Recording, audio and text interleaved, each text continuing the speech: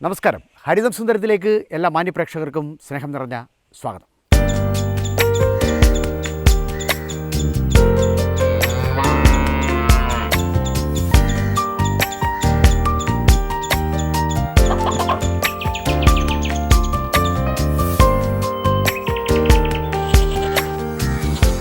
നമുക്കറിയാം, തകർച്ചയുടെ വക്കിലാണ് കശുവണ്ടി വ്യവസായം. എന്നാൽ അതിനെ പൂർണ്ണമായും ഉപേക്ഷിക്കാതെ മറ്റൊരു രംഗത്തേക്ക് ചേക്കേറുകയാണ് കൊല്ലത്തെ രാജൻ എന്ന കർഷകൻ.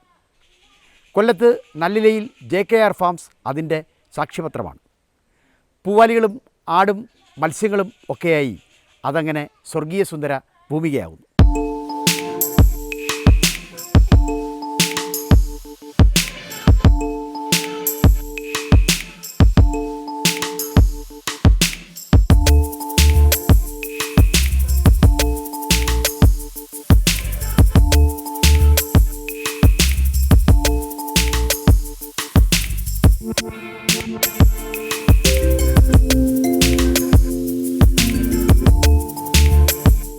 രാജൻ നയിക്കുന്ന JKR ഫാംസിൻ്റെ കാഴ്ചകളാണ് ഇത്തവണ ഹരിതം സുന്ദരത്തിൽ. കാണാം കൊല്ലത്തെ നല്ലിലയിൽ നിന്നും ഹരിതം സുന്ദരം. കൊല്ലത്ത് കുണ്ടറയ്ക്കടുത്താണ് നെടുമ്പന ഗ്രാമം. നെടുമ്പന ഗ്രാമത്തിലെ ഒരു പ്രദേശം മാത്രമാണ് നല്ലില. നല്ല കർഷകരുള്ള നല്ല ഇടം. കുഞ്ഞിലെ മനസ്സിലുണ്ടായിരുന്ന കൃഷി മണ്ണിൽ സാക്ഷാത്കരിക്കുവാൻ രാജൻ തിരഞ്ഞെടുത്തത് നല്ലിലയായിരുന്നു. 8 ഏക്കർ വരുന്ന സ്വന്തം ഭൂമി ഏകദേശം ഫണലിൻ്റെ ആകൃതിയിലാണ്. കൃത്യമായി പറഞ്ഞാൽ ആ ഫണലിൻ്റെ മധ്യഭാഗത്താണ് ഫാം നിർമ്മിക്കുവാനായി രാജൻ സ്ഥലം തിരഞ്ഞെടുത്തത്. പരമ്പരാഗത കൃഷിക്കാരാണ് JKR ഫാംസിൻ്റെ ഉടമകൾ. എങ്കിലും JKR ഫാംസ് എന്ന പേരിൽ നല്ലിലയിൽ ഒരു ഫാം ആരംഭിച്ചിട്ട് 8 വർഷമേ ആയിട്ടുള്ളൂ. അതും സംഘടിത രൂപത്തിൽ. നല്ലിലയിലെ പ്ലാവിള രാജ് ഹൗസിലായിരുന്നു രാജൻ പിറന്നത്. കാലം 7 പതിറ്റാണ്ട് പിന്നിട്ടെങ്കിലും കൃഷിയോട് കലർപ്പില്ലാത്ത സ്നേഹമുണ്ട് രാജന്. വാഴയും തെങ്ങും മാവും ഫലവൃക്ഷങ്ങളും എങ്ങുമുണ്ട്. അവയ്ക്കൊക്കെയും ചൈതന്യത്തോടെ വളരാൻ വളം വേണം. അതിനാണ് ഒരു ഫാം തുടങ്ങുക എന്ന ആലോചന മനസ്സിൽ ഉദിച്ചത്. പൂവാലികളെ കൊണ്ടുവരാൻ ചില്ലറ അധ്വാനമല്ല രാജൻ എടുത്തത്. നാട്ടിലെയും മറുനാട്ടിലെയും ഒക്കെ ഫാമുകളിൽ പോയി. അവർക്കായി സ്വർഗീയ സൗകര്യങ്ങൾ വേണം. ഒന്നാം തരം ഒരു ദ്വാരകയാണ് നല്ലിലയിൽ രാജൻ അതിനായി തീർത്തത്. ശുദ്ധവായു അനായാസേന കയറിയിറങ്ങിപ്പോകുന്ന തൊഴുത്തുകൾ. തറയിൽ നിന്നും കൃത്യമായി പറഞ്ഞാൽ 21 അടി ഉയരത്തിലാണ് മേൽക്കൂര. GI പൈപ്പുകളിലും സ്ക്വയർ ട്യൂബുകളിലും അതങ്ങനെ ഉയർന്നു നിൽക്കും. ആസ്ബസ്റ്റോസ് ആണ് മേൽക്കൂര. വെള്ളച്ചായം കൂടി അതിന്മേൽ പൂശിയാൽ അത് വെയിലിൻ്റെ ചൂടിനെ തെറിപ്പിച്ചുകൊള്ളും.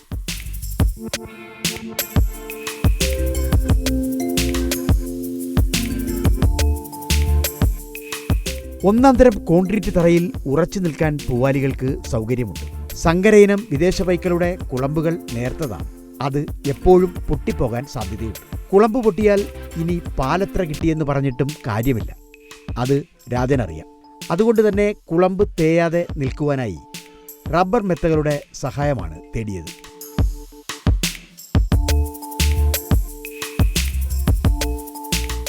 തൊഴുത്തിൽ വിശാലമായ സൗകര്യങ്ങൾ പശുക്കൾക്ക് വേണം. കറവ പശുക്കൾക്ക് പ്രതിദിനം 50 ലിറ്ററോളം വെള്ളം വേണം. അതിനായി മുന്നിലൂടെ ഒരു പുഴയൊഴുക്കാൻ തന്നെ രാജൻ തീരുമാനിച്ചു. ടൈൽസ് പതിച്ച വെള്ളത്തൊട്ടികൾ നിർമ്മിച്ചു. ഫ്ലൂറസെന്റ് ലൈറ്റുകൾ എങ്ങുമുണ്ട്. മെഷീൻ കറവയ്ക്കായി വാക്വം പമ്പുകളുടെ സേവനമുണ്ട്. വാക്വം പമ്പുകളും ലൈനറുകളുമൊക്കെ കൃത്യമായി ഘടിപ്പിച്ചിട്ടുണ്ട്.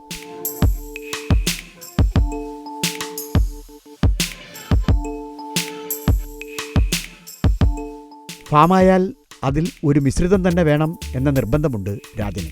ജേഴ്സി പൈക്കൾ, ഹോൾസ്റ്റൈൻ ഫ്രീസിയൻ പൈക്കൾ, സുനന്ദിനി പൈക്കൾ ഇവയൊക്കെ ചേരുന്നതാകണം ആ നിര. ചെമ്പൻ തവിടിൻ്റെ നിറമുണ്ട് ജേഴ്സി പൈക്കൾക്ക്. ഇംഗ്ലീഷ് ചാനലുകാരാണ് ജേഴ്സി പൈക്കൾ. പാത്രം പോലെ കുഴിഞ്ഞ നെറ്റിത്തടവും കരിമിഴികളുമൊക്കെ അവരുടെ ആകർഷണമാണ്. സുഗന്ധമുള്ള പാലാണ് ജേഴ്സി പൈക്കളുടേത്. കറവദിനങ്ങൾ അല്പം കുറയുമെങ്കിലും കൊഴുപ്പുകൂടിയ പാൽ എന്ന ഖ്യാതിയുണ്ട് ജേഴ്സി പൈക്കൾക്ക്. തമിഴ്നാട്ടിൽ നിന്നും കർണാടകയിൽ നിന്നുമാണ് പൈക്കളേറെയും എത്തിയിരിക്കുന്നത്. ഹോൾസ്റ്റൈൻ പൈക്കൾക്കാണ് എവിടെയും പ്രാധാന്യം. 305ഓളം കറവദിനങ്ങളെങ്കിലുമുണ്ട് ഹോൾസ്റ്റൈൻ പൈക്കൾക്ക്. കറുപ്പും വെള്ളയും ചേർന്ന അഴക് ആരെയും ആകർഷിക്കും. ഫാമിൽ ഹോൾസ്റ്റൈൻ പൈക്കൾ മുഖ്യ ആകർഷണം തന്നെ. കേരള കാലാവസ്ഥയ്ക്ക് ചേർന്ന സുനന്ദിനി പൈക്കളെയും ഒപ്പം കൂട്ടിയിട്ടുണ്ട് രാജൻ. പൈക്കളുടെയെല്ലാം ജാതകം സ്വന്തം കൈപ്പടം പോലെ ഹൃദ്യസ്ഥമാണ് രാജൻ. ദിവസവും രാവിലെ തന്നെ ഫാമിലെത്തും. പൈക്കളെ നോക്കിയും തൊട്ടും തലോടിയുമൊക്കെ ആ വാത്സല്യം പ്രകടിപ്പിക്കും. അതൊക്കെ ആസ്വദിച്ചു നിൽക്കാൻ പൈക്കളും ഉണ്ടാകും. മുഖത്തോട് മുഖം നോക്കിയാണ് പൈക്കളുടെ ക്രമീകരണം. നീളൻ നടപ്പാതകൾ നടുവിലായുണ്ട്.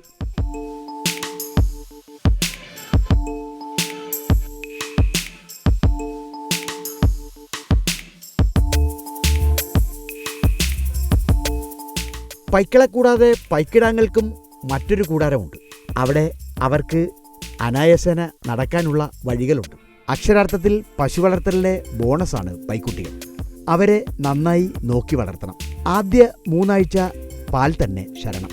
1-ാം മാസം അന്ത്യം മുതൽ തന്നെ കാഫ് സ്റ്റാർട്ടർ നൽകി തുടങ്ങും. പിന്നീട് പാലിന്റെ അളവ് കുറയ്ക്കാം. ശരീരഭാരത്തിന്റെ 10-1 എന്ന ക്രമത്തിലാണ് പാൽ നൽകാറ്. കിടാങ്ങളെ പൊതുവെ പാൽ കുടിക്കാൻ വിടുന്ന പതിവില്ല. പാൽ കറന്ന് പാത്രത്തിലും നിപ്പിൾ കുപ്പിയിലും ആക്കി നൽകുക എന്നതാണ് ശീലം. നല്ലില JKR ഫാമിൻ്റെ നായകൻ ശ്രീ രാജൻ നമ്മോടൊപ്പം ഉണ്ട്. അദ്ദേഹവുമായി ചില വിശേഷങ്ങൾ പങ്കുവയ്ക്കാം. നമസ്കാരം രാജൻ. നമസ്കാരം. ഇപ്പോൾ അങ്ങേ സംബന്ധിച്ചിടത്തോളം കശുവണ്ടി വ്യവസായ രംഗത്ത് നിൽക്കുന്ന ഒരാൾ, ഒരുപക്ഷെ കശുവണ്ടി വ്യവസായം തന്നെ തകർച്ചയിൽ നിൽക്കുന്ന ഒരു കാലത്ത് അതുപോലെ തന്നെ എപ്പോൾ വേണമെങ്കിലും തകർന്നു പോകാവുന്ന ഒരു ബിസിനസ്സാണ് ക്ഷീരരംഗം.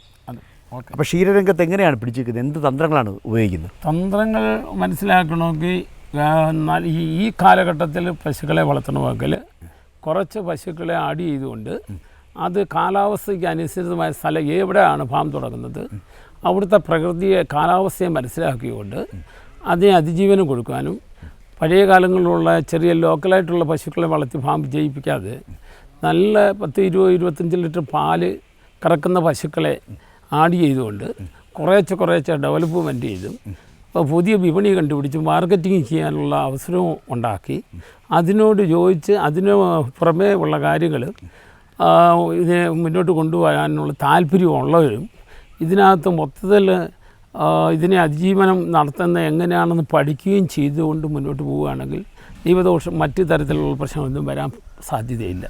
എങ്ങനെയാണ് ഒരു നല്ല പശുക്കളെ കണ്ടാൽ, ഇപ്പോൾ പറഞ്ഞു നല്ല പശുക്കളെ കൊണ്ടുവരണമെന്ന്, നല്ല പശുക്കളെ കണ്ടാൽ എങ്ങനെയാണ് തിരിച്ചറിയാനുള്ള അതിൻ്റെ കുളമ്പ്, അതിൻ്റെ വാല്, അതിൻ്റെ ഈ കൊമ്പ്, ഇങ്ങനെ പലതരത്തിലുണ്ട്. ഒരു പശുവിനെ കണ്ടാൽ തന്നെ ഇതറിയാം. കൂടുതൽ വെള്ളയുള്ള പശുവിനും കുളമ്പിൽ വെള്ള കൂടുതലുള്ള പശുവിനും പാല് കുറവായിട്ടാണ് ഞങ്ങൾ പഠിച്ചുകൊണ്ടിരിക്കുന്നത്. ഞാൻ പഠനം ഒരിക്കലും ജീവിതത്തിൽ നേരിട്ട് പോയാണോ ഇതൊക്കെ തിരഞ്ഞെടുക്കുന്നത്? ഇതെല്ലാം നേരിട്ടാണ് തിരഞ്ഞെടുക്കുന്നത്. ഏത് സ്ഥലത്ത് പോയാണ്? ഇപ്പോൾ ഞാൻ ഇപ്പോൾ അടുത്ത ഈ പുളിയംകുടി ആ ഏരിയ ഭാഗത്താണ് പോയി എടുത്തത്. എത്ര ദിവസം എടുക്കും ഒരു പശുക്കളെ ഒരു നമ്മൾ എല്ലാം മനസ്സിലാക്കി കൊണ്ടുവരുമ്പോഴത്തേക്ക് എത്ര ദിവസം എടുക്കും? ഒരു 5-6 ദിവസമെങ്കിലും. അവിടെ പോയി താമസിക്കും? ഇല്ല, നമ്മൾ പോയി സെലക്ട് ചെയ്ത് കംപ്ലീറ്റ് ചെയ്തിട്ട് അതിന് ആളുകളുണ്ട്, അവർ നമ്മളെ കൊണ്ട് പഠിപ്പിക്കും. അത്രേ ഉള്ളൂ. അപ്പോൾ നമുക്കിവിടെ കേരളത്തിലൊരു ഫാം തുടങ്ങുന്ന ഒരാളെ സംബന്ധിച്ചിടത്തോളം, പ്രത്യേകിച്ചും പുതുതായി ഒരു ഫാം തുടങ്ങുന്ന ഒരാളെ സംബന്ധിച്ചിടത്തോളം ഇങ്ങനെ തമിഴ്നാട്ടിൽ നിന്നൊക്കെ കൊണ്ടുവരുന്നതാണോ നല്ലത്? എൻ്റെ അഭിപ്രായത്തിൽ ശരിയല്ല. അതിനിപ്പം എൻ്റെ അഭിപ്രായത്തിൽ ശരിയല്ല. എന്താണ് അങ്ങനെ വരുമ്പോൾ അങ്ങനെ വരുന്നത്? അവിടുത്തെ കാലാവസ്ഥയും അവിടുത്തെ ലോക്കൽ പശുക്കളെയും ചെന്ന് കാണുമ്പോൾ മേടിച്ച് ഇവിടെ കൊണ്ടുവരുമ്പോഴത്തേന്, അതുപോലെ തന്നെ നമ്മുടെ സ്കീം നടപ്പിലാക്കുന്ന മാർച്ച്-ഏപ്രിലാണ് നമ്മുടെ സ്കീം നടപ്പിലാക്കുന്നത്. ആ നടപ്പിലാക്കുന്നത് ഇവിടുത്തെ ഏറ്റവും വലിയ ചൂടേറിയ സമയമായിരിക്കും ഇവിടെ വരുമ്പോൾ. അപ്പോൾ ആ പശുവിന് ഇവിടെ വന്ന് അനുയോജ്യമായി ചൂട് ഏൽക്കുമ്പോൾ അതിനകത്ത് പല അസുഖങ്ങളും ഉണ്ടാവാൻ കാരണമുണ്ട്. പക്ഷേ ആ സ്കീം ഒരു ജൂൺ-ജൂലൈ മാസങ്ങളിലാണെങ്കിൽ ഇത്രത്തോളം കുഴപ്പം സംഭവിക്കാൻ ഇല്ല എന്ന് എൻ്റെ അനുഭവത്തിലൂടെ ഞാൻ പറയുകയാണ്. കാലാവസ്ഥ പൊടുന്നതിനെ മാറുമ്പോഴാണ് ഈ അപകടങ്ങൾ സംഭവിക്കുന്നത്. രാവിലെ 4-നും ഉച്ചയ്ക്ക് 2-നുമാണ് കറവ. കറവ മെഷീനിലാണ് കറവ സാധ്യമാക്കുക. അപൂർവം ചില വികൃതിക്കാർക്ക് കൈക്കറവയുണ്ട്. കൈക്കറവയിൽ പാൽ കറന്നെടുക്കുവാൻ സാമർഥ്യമുള്ള ജീവനക്കാരെയും ഒപ്പം കൂട്ടിയിട്ടുണ്ട് രാജൻ. വൃത്തിയും വെടിപ്പുമാണ് മെഷീൻ കറവയുടെ പ്രത്യേകത. കൈകൾ തൊടുന്നതേയില്ല. ടീറ്റ് കപ്പുകളും പൾസേറ്ററുകളുമാണ് അതിൻ്റെ ഘടന. മിനിറ്റിൽ 52 പ്രാവശ്യം മിടിക്കുന്ന പൾസേറ്ററുകൾ കറവ സാധ്യമാക്കും. 10 ലിറ്റർ പാലുള്ള പൈക്കളെ കറക്കാൻ മെഷീന് കേവലം 5 മിനിറ്റ് മതി.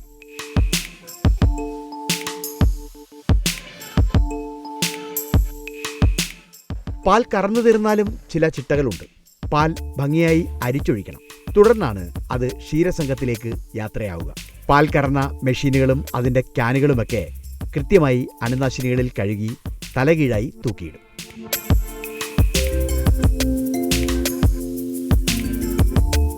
തീറ്റയ്ക്കുമുണ്ട് പ്രത്യേകത. സാന്ദ്രീകൃത തീറ്റയും പച്ചപ്പുല്ലുമാണ് അതിൽ പ്രധാനം. സാന്ദ്രീകൃത തീറ്റ ചാക്കുകളിൽ ശേഖരിച്ചിട്ടുണ്ട്.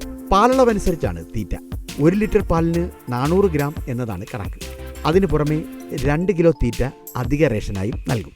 അതൊക്കെ തരാതരം പോലെ ട്രോളിയിലെത്തിക്കുവാൻ ജീവനക്കാരുണ്ട്. കൃത്യമായ അളവിൽ ഓരോരുത്തരുടെയും മുന്നിൽ ആവശ്യത്തിനുള്ള അളവ് എത്തിക്കും.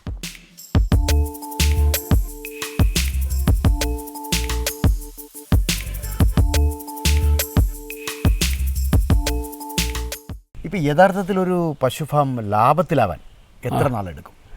ഒരു 2-3 വർഷമെങ്കിലും ആവും. അപ്പോൾ ഇപ്പോൾ ഒരു പുതുതായി ഇപ്പോൾ നമ്മുടെ ഈ അഭിമുഖം കണ്ടുകൊണ്ടിരിക്കുന്ന ധാരാളം പ്രേക്ഷകരുണ്ട്. അതിൽ പലർക്കും ഫാം തുടങ്ങണമെന്ന് ആഗ്രഹമുണ്ട്. അപ്പോൾ അവർ വന്ന് തുടങ്ങിയാൽ അവരുടെ സുരക്ഷിതമായ, അവർക്ക് വന്ന് പണം നിക്ഷേപിക്കാൻ സുരക്ഷിതമായൊരു മേഖലയാണോ ഈ പശു വളർത്തൽ രംഗം? അവർ അതിനകത്ത് ഏറ്റവും കൂടുതൽ അവർ തന്നെ ഇത് അധ്വാനിക്കുകയാണെങ്കിൽ 100% അവർക്ക് അതിൻ്റെ അധ്വാനത്തിൻ്റെ ഫലം കിട്ടും. മറ്റൊരു ബിസിനസ്സിന് പോകണ്ട, വേണ്ട. ഒരു 1 ലക്ഷം രൂപ ശമ്പളം അല്ലെങ്കിൽ ഒരു 50,000 രൂപ ശമ്പളം കിട്ടുന്നത് എന്തിന് വേറെ പോകേണ്ട ആവശ്യമില്ല. കണക്കൂട്ടിയാൽ അവന് ഇതിനായിട്ട് ജീവിക്കാനാണെങ്കിൽ ഒരു ദോഷവും വരത്തില്ല. പക്ഷേ ഈ വ്യവസായാടിസ്ഥാനത്തിൽ നടത്തുവാണെങ്കിൽ മാത്രമേ പ്രതിസന്ധികളുണ്ടാവൂ. ഇപ്പോൾ ഇവിടെ ഒരു ദിവസം എത്ര ലിറ്റർ പാൽ കിട്ടുന്നുണ്ട്? പാൽ എവിടെയാണ് കൊടുക്കുന്നത്? എങ്ങനെയാണ് വിപണനം? 200 ലിറ്റർ പാലോളം കിട്ടുന്നുണ്ട്. ഞങ്ങളിവിടെ ലോക്കലായിട്ട് കൊടുക്കാൻ തുടങ്ങിയിട്ട് 1.5 മാസമേ ആവുള്ളൂ. ഇതിൻ്റെ ഗേറ്റിൻ്റെ അവിടെ ഒരു 10-25 ലിറ്റർ പാല് ചിലവാകുന്നുള്ളൂ. ഇവിടെ നല്ലില സ്വയാശ്രയ സഹകരണ സംഘത്തിൽ പള്ളിമണാണ് കൊടുക്കുന്നത്. ഈ കഴിഞ്ഞ കൊല്ലത്തെ അവാർഡ് ആ സൊസൈറ്റിക്ക് കിട്ടിയത് ഏറ്റവും കൂടുതൽ പാലിളക്കുന്നത് ഞങ്ങളുടെ JKR ഫാമിൽ നിന്നാണ്. ആ JKR ഫാമിലെ ഏറ്റവും ക്വാളിറ്റിയുള്ള പശു അതിൻ്റെ പാല് കൊടുത്തതിൻ്റെ പേരിലാണ് ഇന്ന് ട്രിവാൻഡ്രത്ത് ഈ അവാർഡ് കിട്ടിയത്. അപ്പോൾ അതിൽ അഭിമാനമുണ്ട്. അതിൽ നമുക്ക് അഭിമാനം ഉണ്ടെങ്കിലും നമ്മൾ അധ്വാനിച്ചതിൻ്റെ അഭിമാനം നമുക്ക് വരുന്നില്ല. അന്നങ്ങനെ കിട്ടുന്ന സൊസൈറ്റി പ്രസിഡന്റിൻ്റെ ഒരു സെക്രട്ടറിക്ക് എല്ലാം കിട്ടുന്നുള്ളൂ. അപ്പോൾ അങ്ങനെ അത്തരത്തിലുള്ള സർക്കാർ സഹായങ്ങളൊന്നും തന്നെ കിട്ടിയിട്ടില്ല. സർക്കാർ സഹായം കിട്ടി, ഇപ്പോൾ കിട്ടി. ഇന്ന് ഒരു സ്കീം കിട്ടി. ഓൺലൈൻ സ്കീമിൽ ഇന്നത്തെ ഉദ്യോഗസ്ഥന്മാർ നല്ല രീതിയിൽ പ്രവർത്തിച്ച് എന്ന് പറഞ്ഞാൽ ആരപേക്ഷയൊക്കെ കൊടുത്തിട്ടുണ്ടോ അതെല്ലാം അവർ പോയി നോക്കി ആർക്ക് കൊടുത്താൽ ഇത് മുന്നോട്ട് കൊണ്ടുവരും എന്നുള്ള സാധ്യത മനസ്സിലാക്കി ഉൽപ്പാദനത്തിൻ്റെ എല്ലാ കാര്യക്ഷമതയും മനസ്സിലാക്കി പ്രവർത്തിച്ചിട്ടാണ് എനിക്കിത് കിട്ടാൻ കാരണം. ഇപ്പോൾ നമ്മുടെ നാട്ടിൽ തന്നെ ഉണ്ടാകുന്ന പശുക്കുട്ടികൾ അവരെ വളർത്തി നല്ല പശുവാക്കി മാറ്റുന്നത് നല്ലതാണെന്ന് പലർക്കും അഭിപ്രായമുണ്ട്. പക്ഷേ ഈ പശുക്കളെ തമിഴ്നാട് പശുക്കളെ വളർത്തി അത് പ്രയോജനപ്പെടത്തില്ല. ഇനി ഇത് നല്ല കൃഷ്ണഗിരി ഇങ്ങനെ വലിയ പശുക്കൾ വളരെ ക്രാവിനെ കൊണ്ടുവന്ന് ചെന്നൈയുള്ള ക്രാവുകളെ കൊണ്ടുവന്ന് നമ്മൾ ആഡ് ചെയ്ത് പുതിയ ഉൽപ്പാദനങ്ങൾ നടത്തി അപ്പോൾ പാൽ ഉൽപ്പാദനം 4 ഇരട്ടി വർദ്ധിക്കും. അതോടൊപ്പം തന്നെ അതിൻ്റെ കുഞ്ഞുങ്ങൾ പ്രാപ്തിയായി 2.5 വർഷം 30 മാസത്തിനകത്ത് വീണ്ടും ഉൽപ്പാദനം അങ്ങനെ ഈ കേരളത്തിൽ വളർത്തിയെടുത്തെങ്കിൽ മാത്രമേ ഈ ഇവിടെ പാലിൻ്റെ ക്ഷാമം തീരും. അതോടൊപ്പം കർഷകൻ ആരാണെന്ന് മനസ്സിലാക്കി അധ്വാനിക്കുകയും ഭാരവും ചുമക്കുകയും ഭാരപ്പെടുകയും ചെയ്യുന്നവന് അതിൻ്റേതായ ഗവൺമെൻറ് എന്ത് സഹായം കിട്ടിയാൽ ആ ക്ഷീരോത്പാദനം നടത്തുന്ന കർഷകന് തന്നെ കിട്ടിയിരിക്കണം. സ്കീമുകൾ നടപ്പിലാക്കിക്കൊണ്ട് കാര്യമില്ല. ഉച്ചനേരത്ത് ഒരു കുളി പതിവാണ്. പ്രഷർ ഹോസുകളിലാണ് കുളി. തലയും മേനിയുമൊക്കെ തണുക്കുന്നതോടെ പശുക്കൾക്ക് ആശ്വാസമാകും. സങ്കരയിനം പൈക്കൾക്ക് കേരളത്തിലെ ചൂടും ആർദ്രതയും ഒന്നും അങ്ങനെ പിടിക്കുന്നതല്ല. ചിതറി വീഴുന്ന ജലധാര അവരുടെ മേനി തണുപ്പിക്കും. അതൊക്കെയും ആസ്വദിച്ച് അവരങ്ങനെ നിൽക്കും.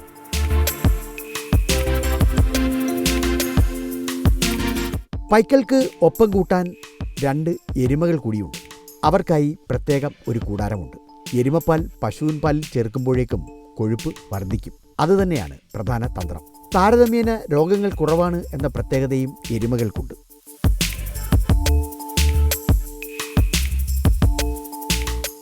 ഒരു പശുഫാം യഥാർത്ഥത്തിൽ ലാഭത്തിലാകാൻ 3 വർഷം എടുക്കും എന്നതാണ് രാജന്റെ മതം. അതിൻ്റെ കണക്കുകൂട്ടലുകൾ ഒരിക്കലും പിഴയ്ക്കുന്നുമില്ല. ഹരിതസുന്ദരത്തോട് രാജൻ പ്രതികരിച്ചു. ഇപ്പോൾ ഈ പാല് പലതായ ലാഭം വലുതാണെന്നാണ്. അപ്പോൾ പാല് മാത്രം കൊടുക്കാതെ പാല് അതോടൊപ്പം തന്നെ തൈര് അല്ലെങ്കിൽ വെണ്ണ അല്ലെങ്കിൽ നെയ്യ് അത്തരം ചെറിയ യൂണിറ്റിനെ കുറിച്ച് ആലോചിക്കാമോ? ഇപ്പം ഞാൻ ആലോചിക്കുന്നില്ല. സ്റ്റെപ്പ് വെച്ചതിന് ശേഷം ആലോചിക്കാൻ പറ്റുള്ളൂ.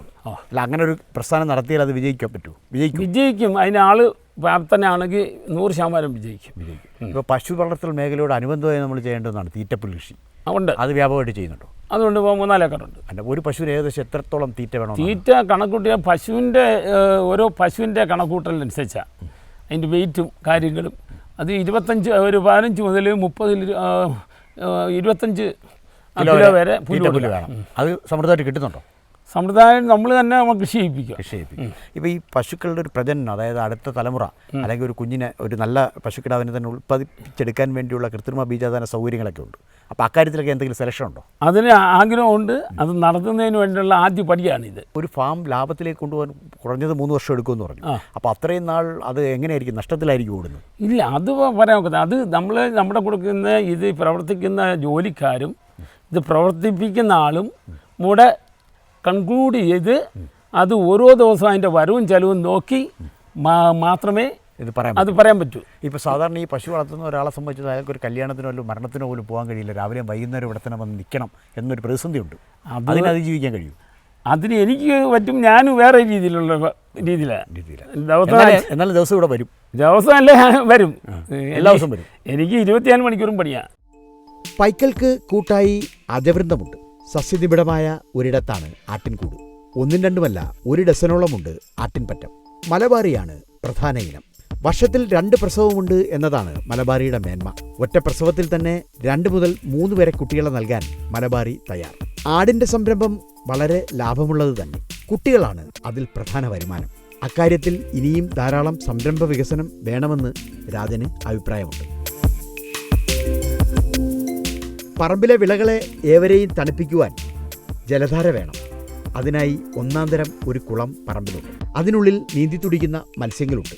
മത്സ്യകൃഷി ആരംഭിച്ചിട്ടേ ഉള്ളൂ.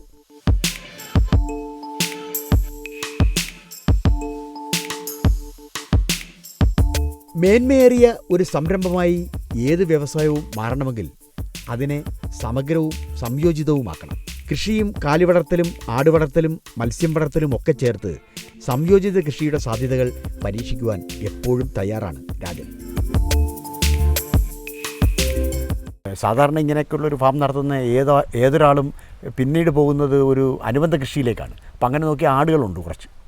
ഇതിനേക്കാൾ ലാഭമാണ് ആടെന്ന് പറയാൻ കഴിയും.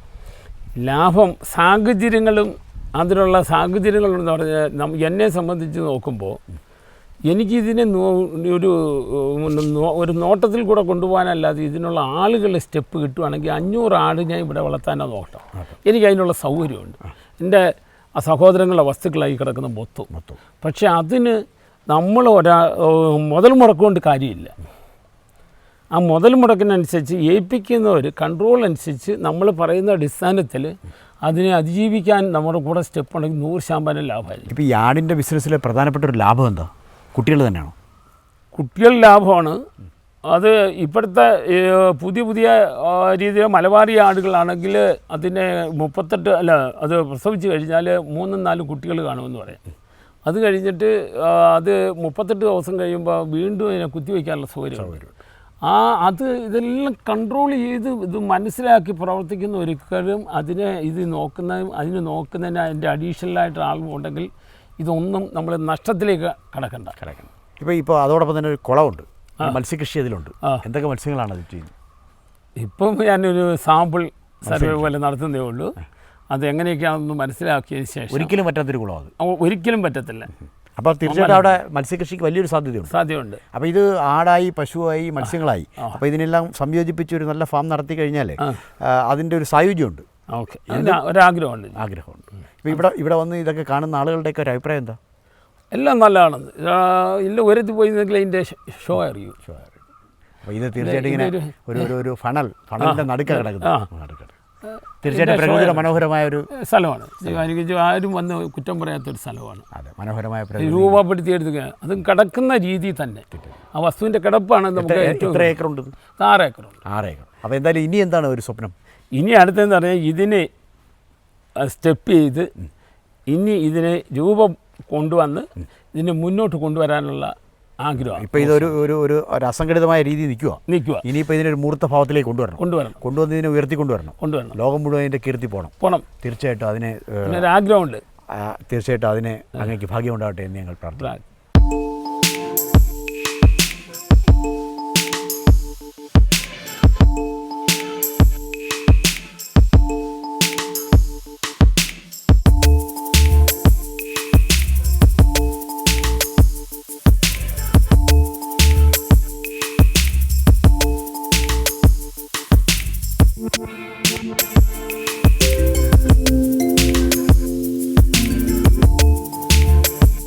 അധ്വാനത്തിന് വില പറയാൻ രാജൻ തയ്യാറല്ല.